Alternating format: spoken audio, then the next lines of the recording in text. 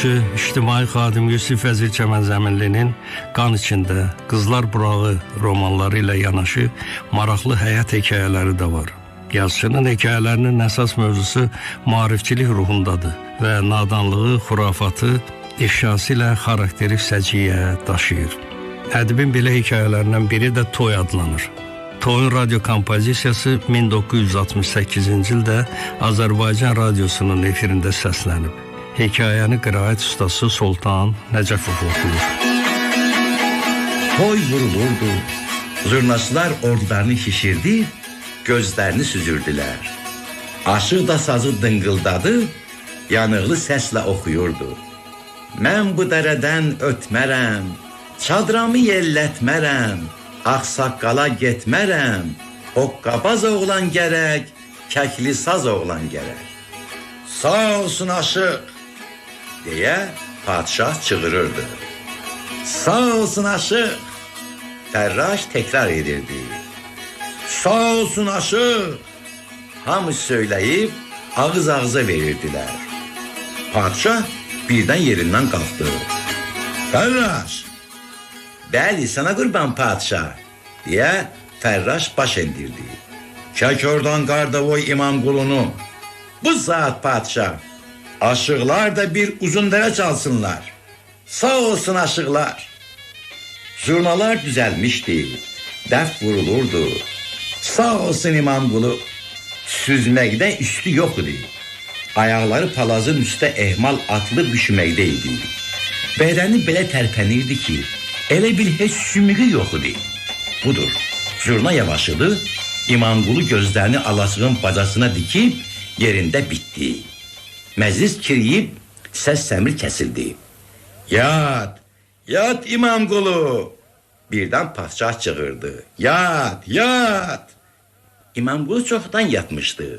Yerində tərpənməz durub, bircə sağ ayağının ucunu yavaş-yavaş palaza döyürdü. Çəpiklər çırtığı emmişdi. Bunun da səsi eşidilmirdi. Neçə dəqiqə idi ki, sakitlik bərpa idi. Çəpik vurun, çəpik, çəpik. Fərraş, hardasan? Şabbarla çəpik vursunlar. Fərraş sağa sola çubuqdan döşüyürdü. Yenə səs, küy, çəpik damla bir oldu. İmamqulu da əvvəlki yerindən sıçrayıb süzə-süzə məclisin o başına getdi. Bir də süzüb bəri gəldi, süzüb yuxarı getdi, oyunu yavaşıdıb, bir də padişahın qabağında bitdi. Sağ olsun İmamqulu, sağ olsun aşıq. Sinninə layiq deyilsə də, kişi qızın xatirəsi üçün yaxşı toy elətdirir, deyə məclisləkilərin biri o birinə pıçıldadı. O biri, qız da yad deyil ki, öz baldızıdır, elə bu həyətdə olur. Baldız olanda nə olar? Kişi çox vəfalı kişidir. Görmürsən, arvadı öləndən sonra 10 il evlənmədi. Qaynatası demişdi ki, balaca qızın böyüsün sənə verəcəyəm. O da gözlədi. Qız indi 14 yaşına yetişib. Toy olur. Doğrudan vəfalı kişidir. Yetimlərin zəhmətini çəkə-çəkə saqqalı tamam ağardı. Fərraş, o kimdir orada söhbət eləyir? Padişah sağ olsun. Çayçı Məşədəsəndir. Çək Məşədəsəni bura. Gərək Məşədəsən məclisdə danışdığı üstə falaqqaya salınsın. Bir dəqiqədə falaqqa gəldi. Fərraşlar Məşədəsəni yıxıb ayağına 10 çubuq vurdular. Usta aşıq, bəli padişah sağ olsun. İndi bir kəsmə hava çalın, Məşədəsən oynasın. Zurna düzəldi, dəf vuruldu, çəpik qalxdı. Məşədəsən çuxasının qolları əlində oynamağa başladı. Toy vurulurdu. Arvadlar otaqda çəpik çalıb süzürdülər. Gəlinlər, qızlar ağır-ağır enib qalxırdılar. Totul gəlinlər bir-bir oynadılar. Gökçək qızlar süzdülər. Növbət gəlinə gəldi. Ayşah, qaçın gəlin gəlsin. Gəlin gəldi. Yanaqları alma kimi qızarmış. Sürməli gözlərini yerə dikib utandığından kimsəyə baxa bilmirdi. Gəlin oyuna girdi. Gəlin niyə ağlayır? Gəlinə nə dedilər? Bilən yoxdur. Kimsə gəlinin dərdindən agah ola bilmir. Gəlin ağlayır, gözlərinin yaşı od kimi tökülüb, qırmızı yanaqlarını dağladır.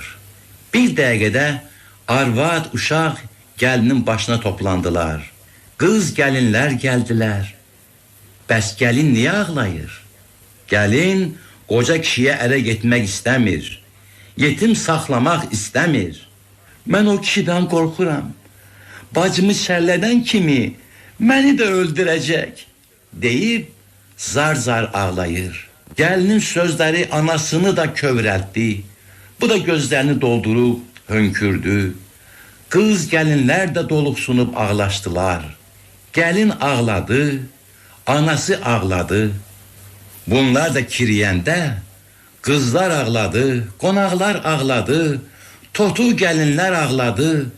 Çox göz yaşı töküldü, çox ürəklər yandı. Toy vurulurdu, zurnaçlar ordularını şişirdib, gözlərini süzürdülər. Aşıq da sazı dıngıldadıb, yanıqlı səslə oxuyurdu. Mən bu dərədən ötmərəm, çadramı yellətmərəm, ağsaqqala getmərəm, o qabaz oğlan gərək, kəkli saz oğlan gərək.